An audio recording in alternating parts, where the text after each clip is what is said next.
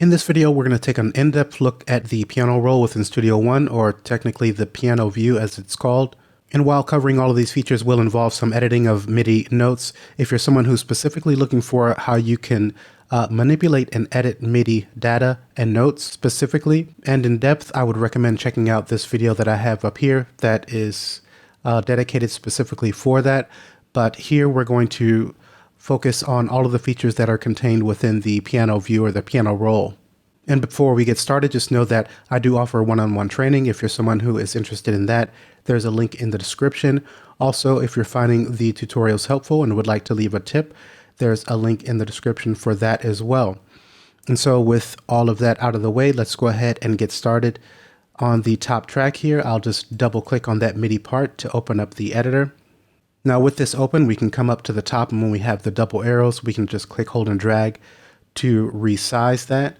We can use the mouse wheel and scroll up or down vertically in the piano view. If I were to hold shift, then we will move horizontally.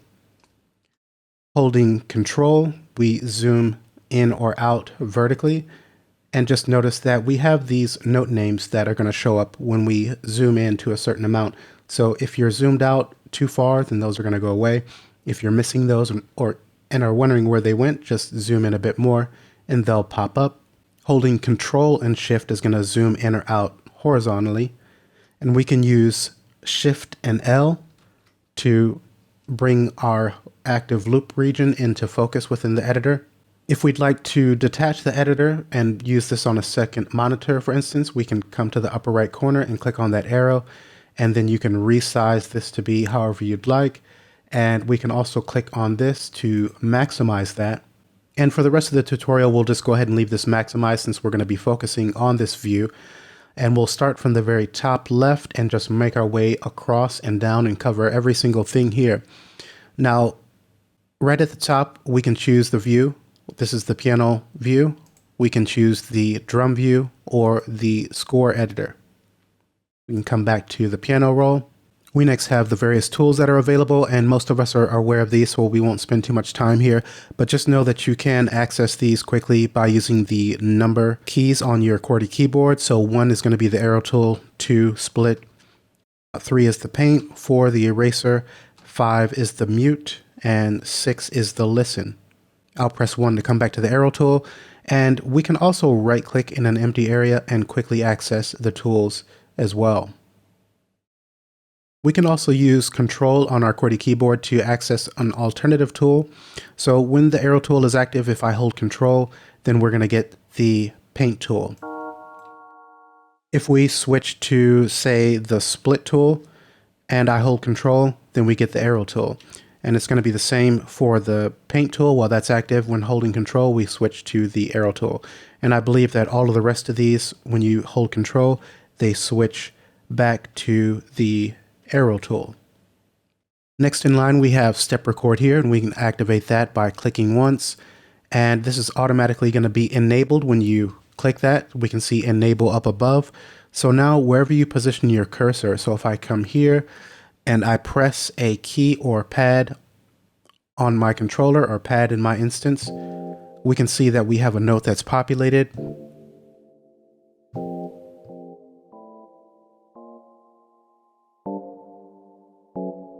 Okay, and these are being added as 16th notes because that's what our quantize is set to, and we can see that here. If we wanted to add, say, a half note, then I can make that change. Now, this is added as a half note. We can choose between whether these are going to be straight, which is the current setting, triplet, quintuplet, septuplet, or dotted.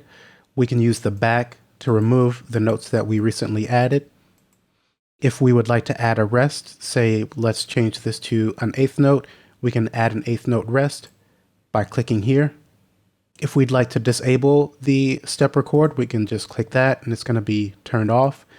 And we just saw that making a selection here, we can choose the type of note that's going to be added, but this is follow quantize is going to be on by default. So when we make a change here to the quantize value, then that is going to adjust the settings here as well. If you don't want that behavior, then you can just deactivate that. So when we change the quantize value up above, whatever note you select here will be the same as what you see. I'll go ahead and reactivate that, and let's exit out of the step record. I'm going to select those notes that I added and press delete to remove those. We next have the quantize panel, and this is something that I've covered in depth in another tutorial, so I'll also leave a link for that as well. But a lot of these settings are going to tie in with the panel that we have up above. This is just a more simplified version of it. So when we change the quantize value, say from 16th to quarter, we can see that this changes here. If I make the adjustment here and change back to 16th, we can see that that changes up above. But this is just going to give you a few more options when you're working with quantizing. If we'd like to use an audio event or another MIDI part to use that to quantize the information in this window, then we can switch to the groove mode, drag that MIDI part or audio event onto this window here, and it's going to kind of extract that groove and rhythm from there and apply it when you quantize the events here. We also have swing that we can add, so we can just click here and take that up. And then we would need to apply that, and you can see that the grid changes to represent that swing value percentage that I've added. If we decrease that, then we can see that these grid lines are going to move in, just to give you an idea of how much of this swing effect you're going to be applying. If I take that back down to 0, then we can see how the grid adjusts. If we have settings that we've made that we'd like to apply to another song, then we can actually save presets. So by clicking on this plus button, we can store that as a preset, and then using the drop down, we can access those, and we have several different banks that we can choose from here. Let's go ahead and close out that panel. And next we have the macros panel, and this is going to be a really useful one and a really cool one, I think, for a lot of people. And when we open this up, we start off with a global view. But if we're talking about the piano roll or working with editing MIDI data, the more important ones or more useful ones will be the music editing. So if we switch to that, then the various tools and buttons that are available switch to reflect this option. So we have some zoom functions. So if I were to, say, zoom out a bit, we saw that Shift and L will bring our loop region into focus, but we can also come here and show part, and that's going to bring it back into focus. We have filter and delete, so we can choose, we have some selection options. So if I go ahead and add a few notes really low down here, and let's come to the select, and I choose highest notes, then we can see that the highest notes in our piano view are being selected while these down below are not. Let's delete those out. We can also select, say, for instance, every third note, and we can see how that works. In the delete, we can delete short notes, double notes, and so on. We also have a transpose, so if I select this note here, come to transpose, we can drop that by 2 octaves. I'll Control Z. But of course, while we have a note selected, we could always use the up and down arrows to transpose these in semitones. If I hold Shift and use the up and down arrow, then we transpose it in octaves. Now another option in the macros panel that would be useful is the music creation one here. So you can create notes, fill 8, select notes, move notes. If we'd like to mirror our notes, we can click here. Another option for mirroring horizontally. If we've added notes in and the velocities are all the same, we could always select those notes and then come to the randomized values and select the velocity. Just take note at the bottom, these are going to be adjusted a little bit. I'll undo that. So there's a ton of different things within these panels, the macro panel, that you can experiment with and find what you're looking for. There's no way that I could go through them all, but just know that they are there. Really cool stuff. I'll go ahead and close that out. Next to the macro panel, we have the actions menu. And I've done an in-depth tutorial where I cover every single one of these actions, and I would refer you to that. I'll leave a link up above there. But Some of these actions are going to be included in the macro panel that we just saw, but the macro panel just makes it easy with one click, whereas the action menu is going to give you a lot more options to choose. So for instance, with the transpose, if we click on this, then we can see how we're given different options here. Instead of clicking one button, we can have a bit more control over what's going to happen. But again, if you want to know more about the action menu, just check out that other tutorial. We then have note color, and by default, this is going to be on part. So it's going to take on the color of the MIDI part. And we can see that reflected here.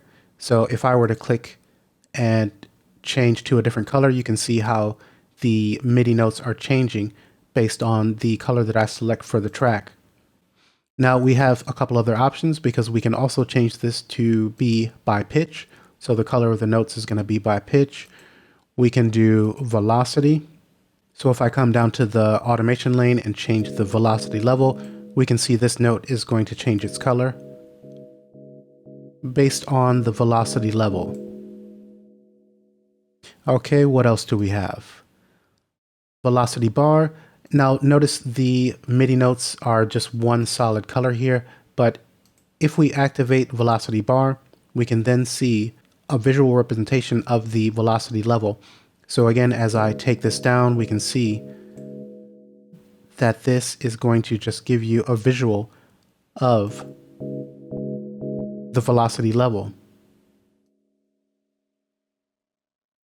Now we have black selection. So when we click once to select a note, it's going to be white. But if we'd like for that to be black, then we can choose that there. We then have note controller. So let's come to the note controller tab down at the bottom. I will hold control to access the paint tool and just draw in some information. And we notice that there is no change in the view up above here. But if we activate note controller, then we can see it's going to give us a visual display letting us know that we have some automation down below here. I'm going to click, hold, and drag to select those automation points and delete those out. And let's turn that off. Now next to our note color, we have the select part automation with notes. So let's take this note here and come to the pitch bend. Again, I'll hold control to activate the paint tool and just draw in some pitch bend automation. And just take note of the automation points here. When I select here, those are not selected. But if we activate this and select that note again, we can see whenever you select a MIDI note, its corresponding automation points are going to be highlighted as well. So if you have a lot of MIDI data going on and you want to find or edit specific automation points for that, then this would make it easy for you. We then have auto-quantize, and when we activate this, whenever we make changes to the quantized value, then the notes will automatically be changed to reflect that quantization. So right now we're on 16th notes. If I were to change this to half, we have no movement of our MIDI data. Let's come back to the 16th and turn that auto-quantize on. And now when we choose half, nothing happens. Let's choose 1 bar. Okay, let's come back to 16th. Let me try selecting the note first here. Okay, so you do need to select the notes first. I'll select these. Do 1 bar again, and you can see how those are moving. So you do need to select the notes first. Let's undo all of that and turn off that feature. And as we've seen throughout this video, and most of you probably know, you can set your quantized value here. The grid below is going to update based on what you've set. So if we change to 8th notes, we can see we have new grid lines to represent that setting. And as long as you have snap engaged, this is going to affect when you add your MIDI notes. It's going to snap to that 8th note setting. We can see that there. Double click to remove. If I were to choose quarter and double click to add a note, then that's going to snap to the quarter note setting. And this was also covered in depth on the quantize panel video that I mentioned earlier, so we won't spend too much time here, but just know that you can change the time base of the ruler here. By default, it will be on bars, but we can select seconds, samples, frames, or the bars, and use the quantize or permanently set it to one of these settings below. We then have snap, which is going to determine what new notes that you manually add are going to snap to. By default, it's on quantize. And we saw that these were snapping based on the quantize value when I added them a moment ago. If we wanted to do, say, bar, and when I double click to add a note, then it's going to snap to the bar. Let's remove that. So we can do the quantize. We could also snap to frames or adaptive. Let's put that back on quantize. This is our toggle snap on and off. So when we adjust a note with that on, it's going to snap to the current quantize setting of 16th note. If we'd like to have more freedom in our movement, we can click on that or press N to turn that on and off, and then I can be more precise with that. Turning it back on, we then again snap. Now let's come down and remove this pitch bend automation before we move on. And next we have the auto scroll. So let me turn the loop off, and when we play, we are going to move on to reflect our position in the timeline in the edit view. If we'd like to remain in a specific area, we can press F to turn that off, and then we remain in that area. Now I'm going to press 1 on the numeric keypad to take the cursor back to the beginning of our loop region, and I've pressed that, and you notice that we remain here. But as soon as I reactivate this, we jump back to that area. I'll press the / to turn our loop back on. Now finally at the top we have our synchronize editor and arranger, and I'm going to take this back to the normal view so we can get a better idea of that. Now when I start playback, just notice the arrange view and the editor.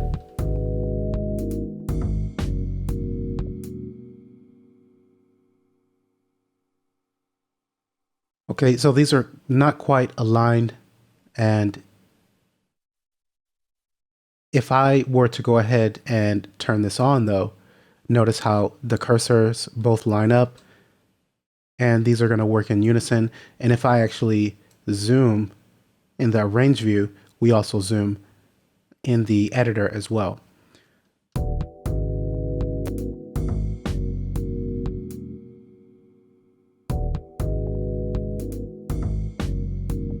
And then turning that off.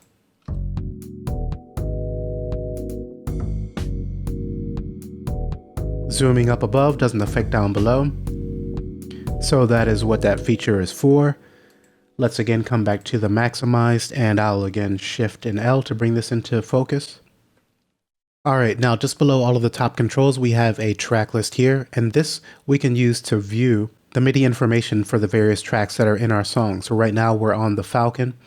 If I click on the kick, then we're taken to the drum editor because this is an impact. And next we have the bass. So we can switch what we're viewing in the editor by using this track list here. Now a cool feature about this is that we can see the MIDI data for 2 different instruments at one time. So if I also wanted to see the MIDI data for the bass, then I can click on this white circle, and then you can see down below that becomes visible. The color is going to match the track color for this instrument. Now, even though I've made this visible, I can't edit these MIDI notes, so I can't try to select those. Right now, if you take note of this pencil tool, this is blue, so that means that editing is only active for the Falcon. But we do have the ability to edit more than one instrument at a time in the editor. So if I click on the pencil for the bass, then now I can select and make adjustments to these notes as well. I can also come back to the Falcon and make adjustments to these notes. Now another really cool feature about this is we can actually transfer notes between these instruments. So if I wanted to have this go to the Falcon, I can right click. At the top we have transfer notes. I can just choose the Falcon, and we can see the color changes. And maybe this isn't a good example. Let me Control Z. I'll actually transfer a note from Falcon to the bass that will be a bit more audible. Transfer notes to bass. So now that's being played and included in our bass track. I'll undo that.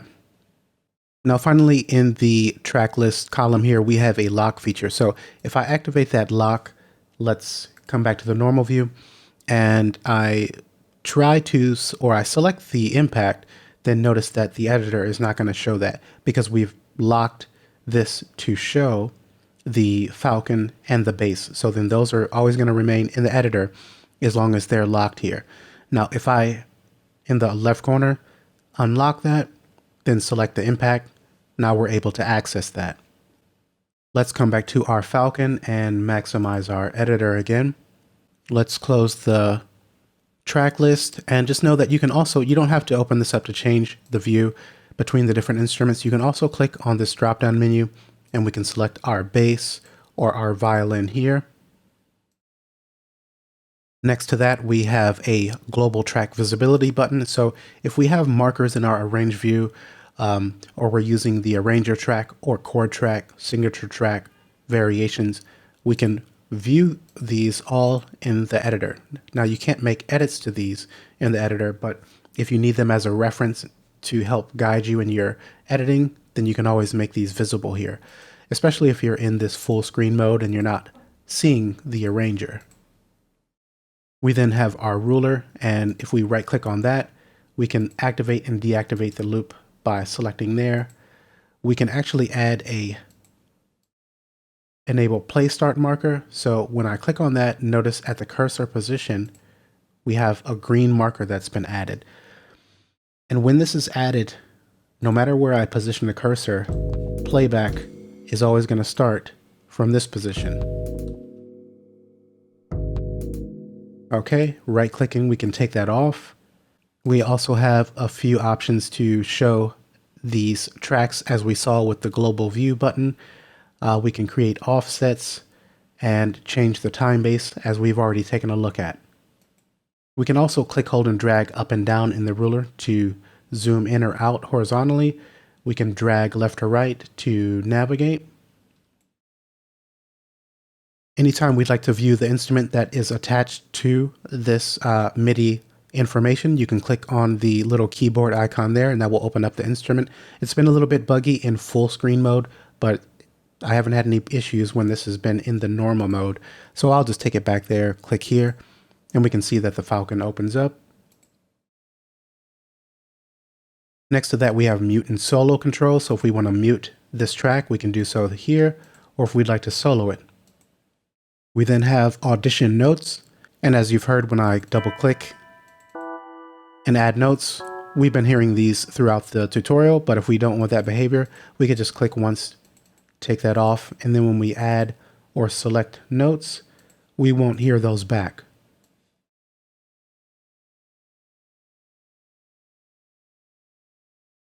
We then have default velocity. So this is going to be the velocity amount that will be assigned to the MIDI notes that we add. So if I double click,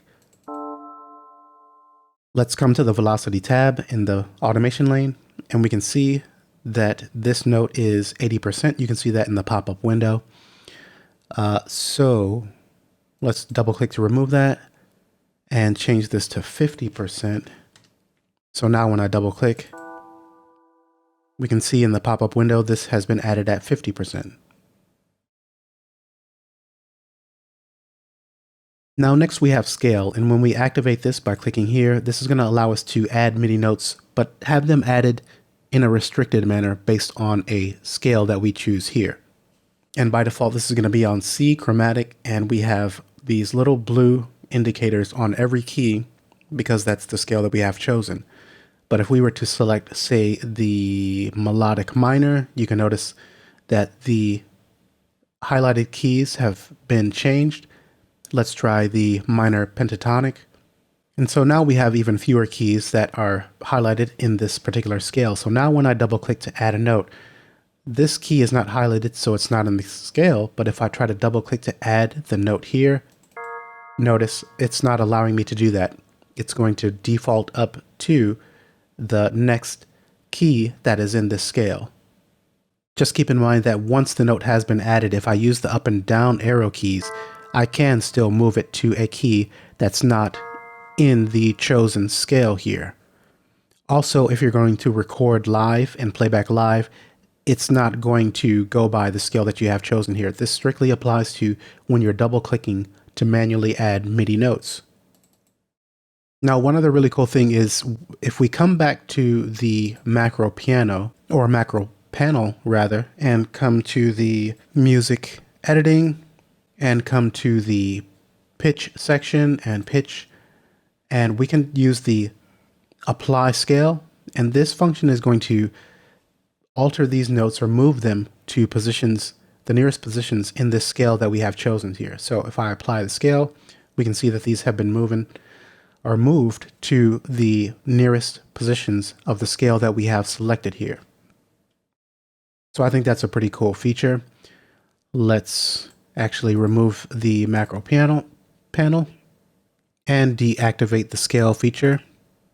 And next we have length, and this is going to determine the default length of the notes that you add by double clicking. So by default, this is going to be set to use the quantize value. So if I were to change this to an eighth note, when I double click, we get an eighth note. If I disengage this though, and choose a different length here, half, and this is still set to eighth, when I double click, it's going to disregard the quantize setting and use what you have chosen in the length section. Next we have sound variations, and I'm going to switch to a different instrument for this. So I'll choose the violin, and if you have an instrument that has different articulations, so the violin, you can have sustain, you can have tremolo, pizzicato, different methods of playing. This is going to allow you to choose how the MIDI information is going to be played back. So let's unmute this solo and play this back. Okay, and so we can hear that that's playing in sustain, but we can click on the drop-down menu and choose staccato.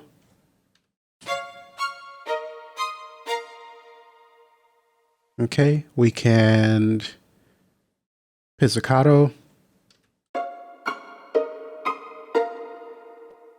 And if we come back to the original sustain, we also at the bottom can make use of the key switches to change how individual or groups of MIDI notes are going to play back. So if I double click and add here, we can see that that's the tremolo. Let's add here. This is the pizzicato. And now let's play this back and notice how we change from the default. Let's put this back to sustain. And it's not allowing me to, so. But you can hear how adding the MIDI notes here is going to allow you to control the articulation for particular groups of MIDI notes. Let's select those and remove them out. And we will come back to our Falcon. And at the very bottom, we have the note inspector here. So if I select a note, say this first one, this is going to give us detailed information on the start, end, length, pitch, velocity of this note. And this numeric display is showing this by whole note or one bar. So this note is on bar 2. The next one is quarter note or beat. So this is on beat 1 or quarter note 1 of bar 2. Then the next one that we have is the 16th note. And then the final one is a tick for making really fine adjustments. At least that's what I call it, a tick. So for instance, if we wanted to change the length of this note, we could just hover over a particular field. I'll use the mouse wheel and we can see we are making this larger by 16th notes. If we wanted to increase by quarter note, we would move to the next field. We then have pitch. We can see that that's on E3, and as the note is labeled itself, we can open up this drop-down menu and choose a different pitch, and it will just automatically move that note. We have the velocity information for this note, 65. If I were to put in 100, then we can see down below that that changes. We can mute this note by selecting the box there. And then finally we have input chord, and I'm going to switch to the bass for this.